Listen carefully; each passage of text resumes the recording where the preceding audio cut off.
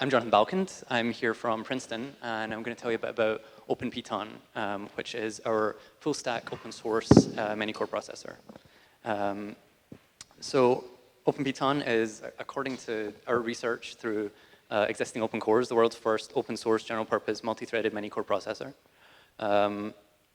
We released it last June, and since then we've had downloads from something like 66 different countries worldwide, had over 1,000 downloads. And we, got all the important metrics like hitting the front page of Reddit and Hacker News and stuff, which, is really important when you're researchers. OpenPiton is open sourced, dual license. The core is based on the OpenSpark T1 core, and so that portion of our code is GPL v2, and the rest of our code that we write is licensed as BSD, and that's all of the uncore. It's written in Verilog, so if you like Verilog, great. You can go ahead and use Verilog. We also have a Python preprocessor that we use to generate Verilog, which we use for a lot of different parts of the design. The idea is that this can be a highly scalable and configurable processor. So you can scale up to 500 million cores in addressing and provide coherence across that. And we provide a lot of configurability options, number of threads, TLB sizes, cache sizes, etc. As well as like network topology, things like that. We provide the synthesis and backend flow open source. So this is for the Synopsys tools. You will find that there are proprietary references in scripts that mean that you cannot necessarily release them. So we've released diffs against Synopsys stuff, and we've removed any proprietary references as well. But it should act as a really good reference point if you need to go and tape something out and you don't have anywhere to, you don't have the time necessarily to go through all the Synopsys documentation, etc. And we have verified it ourselves. We run an FPGA. We taped out 25-core ASIC last year. And we can run full-stack Debian Linux, which is really useful because you can take existing applications and test them out, hopefully in the future in larger core counts. And really the whole idea here is just to give like very easy push-button configuration for researchers to do their research. And so we've had a number of different research ideas that have been enabled by OpenPiton as a platform. And often when people have these platforms, they don't necessarily get open source and release to the community for other people to benefit from. So one of the ideas that we have is called coherence domain restriction, and as well allows us to scale to 500 million cores. The coherence addressing is done based on logical domains, and applications or pages can belong to different domains, and therefore you will see the cache translate from logical addresses into the real addresses. We have an idea called execution drafting, which is designed for IaaS or other systems where you have a lot of similar or identical applications. And we can save energy by synchronizing the PCs on the two threads on a core and sending the same instruction down the pipe one after the other from the two threads, and turning off fetch for the second thread. And this can result in big energy savings. We have another idea called the memory arrival time traffic shaper, which is for provisioning memory bandwidth better in cloud settings, which can be a big issue because you go and rent a core from Amazon and you find someone else is very memory hungry, then your application might suffer. And then we also have some collaborators who've been working on things like an AWS RAM controller, which was hooked up directly to a network on chip, and dynamic voltage and frequency scaling. So really, OpenPiton enabled us to actually test all these ideas out in silicon, which has been a great platform for us, and it's been a great driver for research too.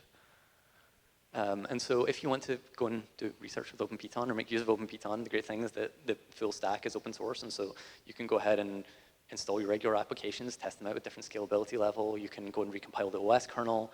You can modify the architecture directly, or the microarchitecture, and you can do a lot of co-design stuff. So you can go ahead and change your compiler, recompile your applications, take advantage of features that you want to add. Maybe you've got a new TLB walker, or maybe you want to go and try out hardware transactional memory, something like that. And there's a nice part here that all of the hardware is open source as well as software. So the reason that we built OpenPiton was because there's a lot of challenges in doing Manycore research. The biggest one really is scalability. If you want to test out really big ideas for the coming decades now, then you want to try and get ahead of the curve, and scalability is a big problem. There aren't really systems out there that exist that you can necessarily test with really high core counts. And if you want to use software simulators, things like that, they often have scalability issues built in because they're also based on existing hardware. You want to have broad applicability. You want to use the same platform for as much of your research as possible where it's applicable. And so, maybe you have an HLS tool that spits out an accelerator. You want to hook that up to a full system, not just to, test out that that accelerator does what you want it to do. You need good validation and verification. That's really important. You want to make sure you don't break things. We broke lots of things in the process. But, you want to make sure that things actually do work. You want to have good simulation emulation speed. There's a lot of great simulators out there that run JavaScript, things like that. But there's times where you want to get really the full stack information about how your application's running on the processor you designed or whatever, and you need to be able to kind of emulate as fast as possible. Accurate modeling is a big problem. You would really like it if you could just kind of throw Gem5 at a synthesis tool and get spat out something that did what we want, but that's not really what you get. And this also ties in with hardware-software interactions, where you don't want to be using proxy kernels or syscall emulation or things like that when you want to test the full stack if you are an operating systems researcher or networks researcher or whatever else. And the biggest annoyance, I think, for a lot of us is IP constraints. There are researchers who are going to ARM and saying, I would like to use an ARM core, can I access the RTL? And they can access the RTL on the restriction that they can only do it within an air-gapped lab. It's not really ideal in any way if you ever want to share your results or share the actual code that you made, so you need something that's open. So from these set of challenges, we came up with obviously a set of features, and I'm going to go through and I'll tick all the boxes, and then we'll be like, oh yeah, great, OpenPiton's fantastic. So OpenPiton tries to solve the scalability challenge by providing million-core scalability, the applicability challenge by providing a lot of configurability options and extensibility options for other researchers in different areas. We provide thousands of test cases, the ability to gather coverage reports. We do continuous integration. We provide fast, in air quotes, FPGA prototypes. Might not be as fast as other processors that people are going to show off, but it's much faster than running a simulation. We provide synthesizable level models and all the synthesis scripts to do that synthesis. We provide an untethered full stack system, so there's no proxy CPU taking the syscalls or anything else kind of getting between the OS, CPU, and the hardware. And the idea is for everything to be open and actively supported. So as I said, we released in June last year. We've had several releases since then. We're going to have another release in the next couple of weeks. And at some point soon, we're hopefully going to move to GitHub so that people will actually want to download our code. So an OpenPiton system generally looks like a bunch of tiles connected together. A tile here being a core plus caches and an FPU, and maybe the memory and arrival time traffic shaper I mentioned. And so you can have 1, you can have 2, you can have 16, you can have 65,536, all in one chip. But that lets you test so much. Really, if you wanted to actually build a system, say we built our 25-core system, we still want to test out ideas with more cores than 25. So we provide the ability to connect together lots of different chips at once. And so the interchip router is actually just based on the same network on chip protocol that the on-chip protocol is based on. And so nothing gets kind of translated as it goes off chip, so you can have coherence between tiles on different chips. And we can connect together, I think, 8,000 different chips. So the headline number for Piton was something like 200,000 cores connected together or something like that. We obviously need to have DRAM so that we can actually do memory transactions. And we support a few different I/O buses. We've got Wishbone, we've got AXI4 Lite, and an AXI master is inbound. And one thing to mention here is that, yes, we provide the high core count scalability. That's in addressing, so it's not necessarily the case that you're going to go out and build a big system with half a billion cores, but the addressing is there to allow you to do it. So yeah, I get to tick a box. Great, million-core scalability. You're probably interested in what the tile looks like. I've mentioned the tile several times. It is based on the core is based on the modified OpenSpark T1 core. There's not really that much heavy modification, but everything outside of the L1s has basically been torn out. So there's no, T1, L2, for example. The reason we used OpenSpark T1, we started this project in 2013 December, I think. So, it's what was available at the time. That was multi-threaded. Let us do the research we wanted to do. But in particular, it was open source. It had an open ISA.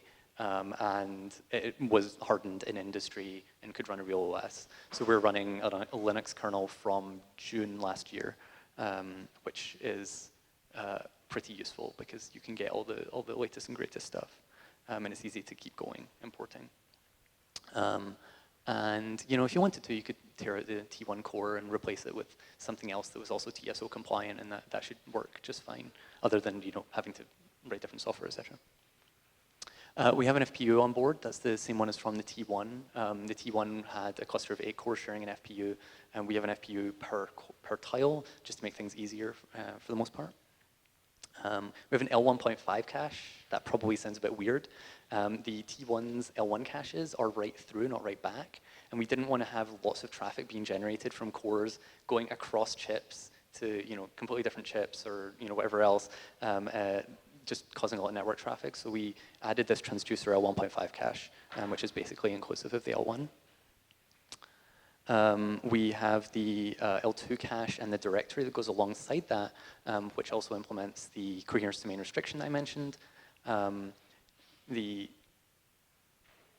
coherence domain restriction is basically orthogonal to other things like coarse vector or whatever that would allow you to get larger addressability. So we can decouple the size of the sharing vector from the number of cores in the system very effectively. We have 3 physical networks on chip, and the routers are also on a tile.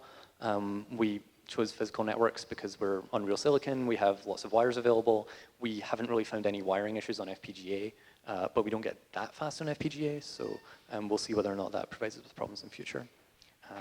And these routers are also configurable. We had a student who worked on that over the last year, who added a lot of configurability options. We can do crossbars, 2D meshes, 3D meshes.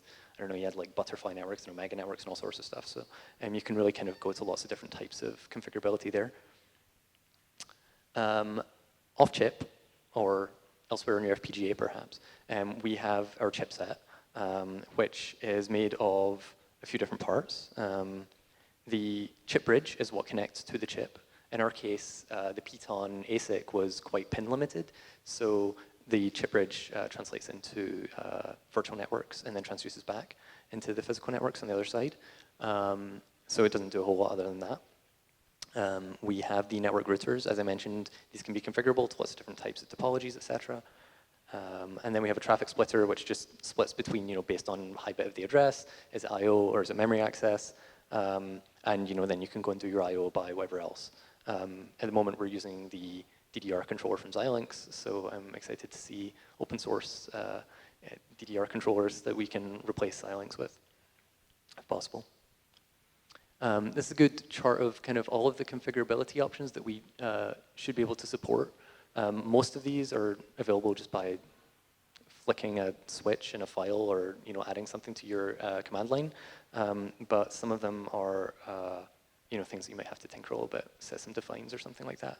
But basically, this enables researchers to go ahead and take the research idea, stick it in place, and then make a shmoo plot that shows, hey, when my L2 size gets bigger, performance improves this way. Or if I have 1 thread, 2 threads, 4 threads, number of cores, etc. So we've been able to do things like hook up the Oblivious RAM controller to our NOC, and the researchers at MIT who were doing that had the ability to test out the idea in different design points in the design space. So yeah, I'm going to say it's configurable for all areas. Great.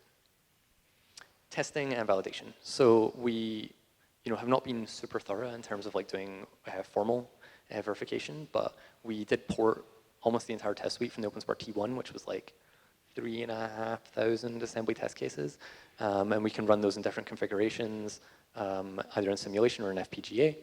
And we wrote a lot of directed tests of our own because we tore out the entire Uncore system and wrote our own caches, so that was a big necessary thing. And we also, have like a lot of randomized assembly test generators and C-tests and unit tests. And this chart at the bottom shows, I don't know, from our paper, which I guess we would have written this maybe in December, January, the coverage that we have. So VCS's cover meter is actually pretty good and spits out some really useful coverage reports that smush together like lots of different types of models that you've run tests against. And so you can see here, like, the chip bridge doesn't have great coverage. Well, at the point that this was produced, we'd never sent traffic over the particular NOCs in all of the directions on and off chip. And so some of the routes just weren't getting fully exercised. But this was actually really useful for us because we can direct our resources better. And really, like, directing our resources the right way is important because we're researchers and we only have so much student time to make use of. But really, there's a lot of different configurations that you can test here and then pull them all together into a single coverage report. And of course, now we know if we've broken things because you push, we run some tests. Every night we run more tests, and you can see whether or not you broke something that day. You can figure out who broke it. So yeah, thousands of test cases is great. So I'm going to tell you a bit about our targets. I mentioned that we target both ASIC and FPGA. We have 5 different boards that we've supported at various levels so far. They're all Xilinx boards. We got some great, so we've been using the Digital Genesis 2 a lot because we really like that board. We actually got some donations from Digital and Xilinx, who I'd like to thank for running our workshops. And that board is like a good trade-off between how much you can fit on it, how much I/O it has, and the price. For academic use, it's only like $600, so it's a really good platform for us trying to do a larger system. And I'll show you in a minute the setup that we have to kind of hook up multiple FPGAs and build the larger system that we've been talking about. We also have our Python chip, which was taped out last year. And I can finally show die shots and stuff because we had the hot chips presentation, and so we're not embargoed anymore. So this is the Python chip layout, the 25 tiles. And you can see the Oblivious RAM controller in the top left that came from our collaborators at MIT. The stats here are the particular implementation of OpenPiton that was taped out. So you could imagine if you want to tape out a chip, you might use more or less cache or different number of threads, et cetera. And we taped out in IBM's 32 nanometer process. We have 460 million transistors, which puts us at one of the largest few academic processors ever built. And you'll notice that we have a really terrible package, 208 pins. We made a lot of decisions on the way that were largely to reduce design risk and try and not give us a toaster when the chip came back from a fab. So having a small pin count package for our first chip was one of the important things. You can see here a floor plan of the tile. You can see the research ideas that we have and where they go. Execution drafting, you can see over on the left. That's a really small portion of the area of the chip, but we see something like 20% improvements in performance per energy. So there's like a really nice trade-off to be made there of adding something small and getting a big payoff and at the higher level in terms of energy usage. We've also, the MITs on here, we now have operating system support for, so you can actually test out and run real applications with MITs enabled, which is great because a lot of the time when you go and write your paper, you say, hey, this works in simulation. I'm not really sure whether or not it will work in real silicon, and it could take a long time to test that out. So for us, that's been exceptionally useful to be able to go through all the layers of the stack and eventually end up with like OS support for an architectural feature that we added. The cool die photo shot here on the left, you can hopefully see that we had to spell out Python in the logo area. We were told that like we wouldn't meet DRC for like shipping the chip to the fab if we didn't, we would have had to get a waiver if we didn't like put something in the logo space. So it was a real shame we had to put the chip name in there. But there's some, it's kind of funny because you can't turn anything into a loop because you'll fail the DRC check. So we had to creatively spell Python in such a way that it still looked like it spelled Python. And as I mentioned, it's one of the largest chips ever built in academia, and we've currently got it booting Linux, and we're kind of debugging different things. And it runs about, so far without much tinkering, it runs about 600 megahertz. So we're getting into the range of what we were hoping to get at tape out time. This is the package, really simple. When when our news article was on Reddit, somebody claimed that there was absolutely no chance that we would have used this technology from the 80s. We actually did tape out with the 208-pin package, and so we're actually pin limited to about 32 bits in each direction for network on chip coming off chip. We got about 100 of the chips, and they seem to largely work. We've had a few toasters, but not too many. And it's really cool for pictures to show people, because a lot of the time you're just doing your research and people ask you what you do and you can't really show them anything. So after a couple of years, it's good to be able to show some pictures and be like, hey, check it out. Yeah. And the one on the right is with epoxy on top here. We've got the test set up. You can see the chip is underneath the heatsink here, so unfortunately we don't have a nice plastic lid to still let people see the chip. And so what we've got on the left, we've got a Genesis 2 board from Digilent doing all the DRAM and I/O for the main chip, which is on the board on the right. The main board was based on a design from UC San Diego, the Double Trouble board that they open sourced. So again, we got to make use of great open source tools to help us do what we want to do. So that's been really useful for us. And we can also use the FPGA Mezzanine card connector for connecting together multiple boards. So this is a board that was made by one of our undergraduates for his senior thesis, and it splits out our NOC into serial connections that go over RJ45 links. So he has a kind of Taurus setup here that was doing like, I think about maybe 3 or 5 gig a second, just sending transactions around the loop. And obviously we need a clock generator to be able to support running things that quickly, but we can see ourselves setting up like a rack full of these FPGAs, and maybe with a different board that has multiple FMC links, we could have actual Python chips and hook up a whole bunch of them and have a really, really large core count system. On the other end, we also have Pico Python, which is basically designed for educational use. It's just squeezing everything down to try and fit in an X4 DDR board. We have quite a big core for it being an in-order core. It has a lot of features, has a lot of backwards compatibility, stuff like that. So there's never any chance of us fitting on a really small FPGA. But we just fit the stuff that we tried on here, and we have a bunch of optimizations in mind that should let us get smaller. But basically, we chose this board to show off because a lot of schools are being given them by Xilinx or being encouraged to buy them by Xilinx for their introductory classes for kind of digital design or things like that. So this is quite a nice platform. And there's a nice thing here that you're running the software on the FPGA. You can show the students, right, monitor the wires that are important within the core. If you have like an ARM core or something like that, you can't get that visibility. So this slide to me still is basically a black box.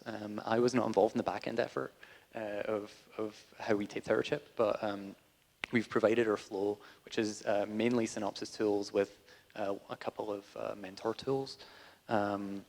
We are porting it for Synopsys 3228 nanometer so that people can use it through their university's program.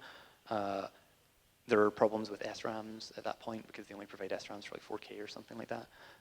But the scripts are all the same ones that we use for Python, minus the proprietary references and plus some extra documentation, etc. And it's a really good starting point. It's a really good reference point as well for how to use these existing tools. And we hope that other people can save a lot of design effort in the process, and we can do better science as a result. And gate-level simulation infrastructure will be coming at some point in the near future, hopefully. So I'm going to hopefully set up a demo outside. I'm not going to show it right here of our stuff running on a Genesis 2 board. But you can basically see here how it's set up. We run the core on the FPGA itself. We connect up to the DRAM on board, UART on board, and the SD card as well. And we can boot full stack Debian from the SD card. It uses the serial connection. It uses the real SD. It's just a regular file system blob that we put on the SD card with regular silo bootloader for Spark, and it can run at like 60 megahertz or something like that in the Genesis 2. And that's a picture of us playing Tetris, which we've got very good at as a result of like every time you start the machine, you're like, is it really working? I need to run something. It's like, oh, I'll play another game of Tetris. And so yeah, like you can go ahead and we have an associated video where one of the students is playing Tetris and finishes the game, opens up the configuration file, modifies the file, comes back, reopens Tetris, it reads the configuration file, and the settings have changed. So everything is like running full speed and with persistent file access and stuff. And the other nice thing is that you can just go ahead and apt-get install programs onto Debian, or take existing programs that you have on Debian and run those on the platform as well. We've also got like a related processors table. As I said, this is from January, from the paper that we published. So there are other ones that we missed out, and people have told me, or there are ones in here that are not necessarily most accurately reflected. But this was basically one of the students in our group kind of set out to do a search after we'd already made OpenPiton to see what other chips were like. And we think, based on what we've seen and other discussions we've had, that we are the first open source general purpose multi-threaded Manycore processor. And we have plans to make a site where we can list lots of open processors and their features and have people compare them, because that's something that's kind of lacking. And a lot of the time people are coming along and saying, oh, hey, we have this new chip and it does X, or researchers are coming along and saying, I want a chip that does these things or has these features, what's available? And so we're hopefully going to put together a site that should have some of that functionality. And yeah, our plan is to continue supporting this into the future. And so for the future, we have a lot of work to do to really kind of get the full platform that we're talking about here.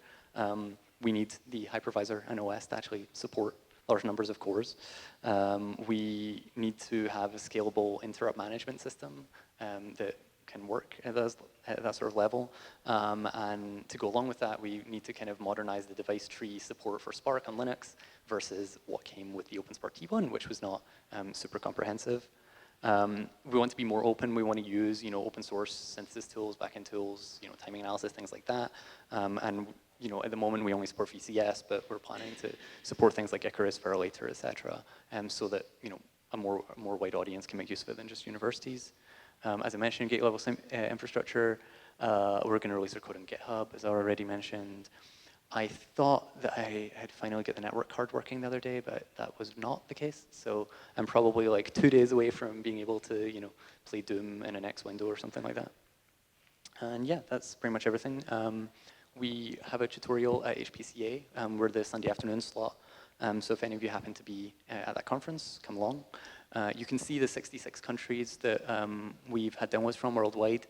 I'm really hoping for Greenland and Kazakhstan so that we can kind of like round out all the really, really large countries and cover as much of the Earth's landmass as possible. So if you know anyone in Denmark or Greenland, tell them and we can get them to download OpenPiton. And yeah, join our Google group, visit our website, download the code, and if you come talk to me, I can also give you a free pen because that's something that we like to do. And with that, thank you very much for your time.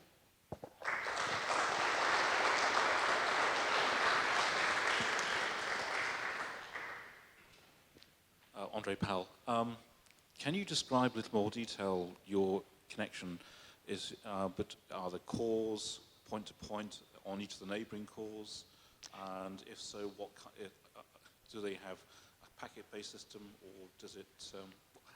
Right. Please describe, please. Sure. Yeah. So it's a packet-based packet switch network. We do dimension-ordered routing on a 2D mesh. That's the default setup that we have. We also support using a crossbar to connect together the cores. And so packets can be generated or requests can be generated by the L1.5s, which will be sent to the home nodes for the data. And so the request might go to L2s on other chips, or it might just go to the local L2, depending on how the data's been homed, which is a configurable option. And then when things go off chip, as I said, the physical networks are transduced to logical networks over the off-chip link.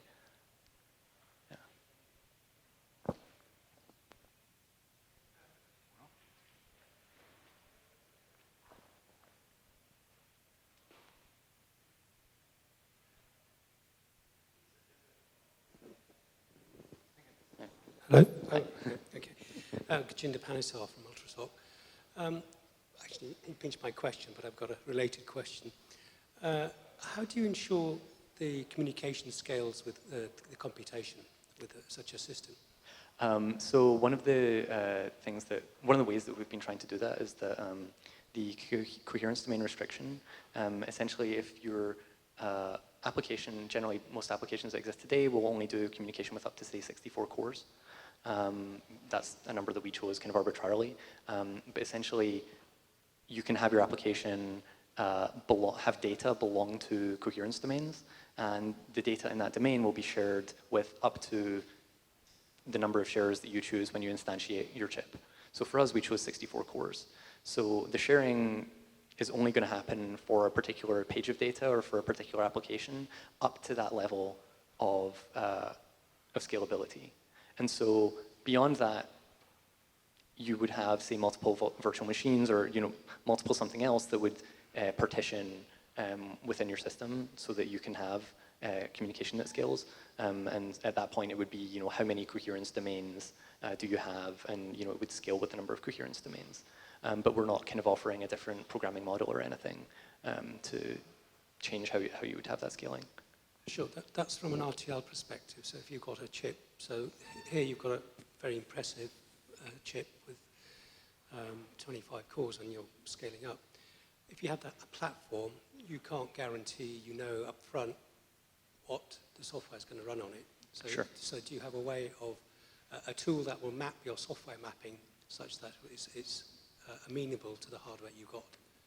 We don't really have anything that does that, but you could definitely build something on top of like coherence domain restriction and on top of the memory and arrival time traffic shaper that would give you something like what you're talking about. If you're an IaaS provider, you can sell your customer the amount of bandwidth that you only want to provision for example. Or you could come up with a runtime for your language which made better use of coherence domain restriction and therefore would map your data correctly so that data that wasn't being shared wouldn't be put in a coherence domain together. Okay, so mapping is one thing, but ensuring that it's deterministic to a level that it will perform is another thing. Yeah, that's probably true, yeah. But I mean, that's kind of up to someone who writes a runtime or something else. Yeah. Okay, I'll talk offline with you. Sure, thank you. Oh no, this is going to be a question about how big our chip is, isn't it? Well, I think you've already described how big your core is, in that you can only fit the one core on some of those smaller boards. And certainly my question is very much motivated by the fact that I just spent a talk on how you build or an example of a resource-efficient CPU. Were I to have started this OpenPiton project and I said I want to do a very many-core system, I would have looked at how much money I had, what I could have afforded from the standpoint of a board with that much money, divided that much into maybe 500 cores, whatever I thought many-core actually meant, right, and then designed a core that would fit within 1/500th of that board. You've taken a very different approach here. Sure. And so I'd like to offer you the opportunity to say, why did you pick the approach you did as opposed to using the other approach that I just described? Sure. So we weren't necessarily looking to build the largest core count system that anyone's built. The original idea was that for the 3 research ideas we wanted to test out, it should be the scale of today's data center kind of setup.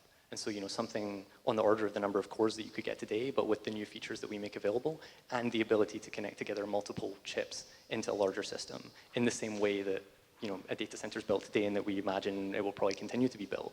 And so we would have really liked to have built the 1,000-core chip, but someone at UC Davis did that already. So we were kind of coming from the direction of we want to prove out our ideas and we want a platform that will make that the easiest to do. And so, using OpenSpark T1, there was a lot of stuff available for us from doing that. And so we were all about lowering risk, et cetera. And I think that we chose a point in the design space, but we definitely could have had more cores, et cetera. One thing is, if you go for smaller cores, you don't necessarily need fancy caches that have coherence domain restriction built into them, and which can take up a lot of extra logic, for example.